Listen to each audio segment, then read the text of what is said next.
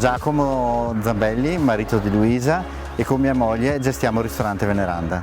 Il ristorante Veneranda è stato costruito da mio papà con mia mamma nel 1972. Sono partiti con polenta e salame e poi si sono sviluppati nell'82 con questa struttura attuale, e da allora è iniziato il percorso di ricerca di piatti del territorio e della cucina tipica. Proponiamo piatti a base di tartufo che raccoglie mia mamma stessa cercando con i propri cani nei campi della Lessinia, e facciamo piatti adesso con tutti i prodotti del territorio, come la farina del fondo Prognoi di Montorio. Facciamo parte di un gruppo di ristoratori amici, ci siamo chiamati appunto il gruppo Lessinia Gourmet.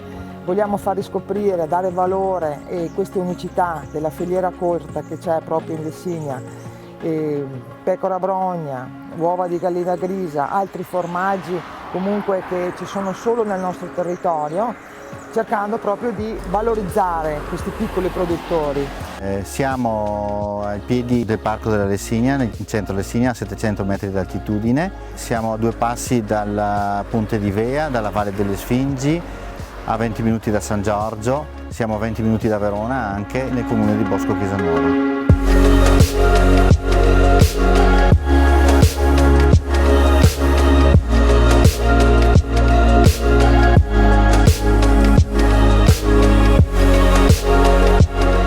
Grazie ai fondi del GAL abbiamo ristrutturato la cucina con delle nuove attrezzature. Poi rifaremo l'impianto di condizionamento per riscaldarci senza i carburanti fossili.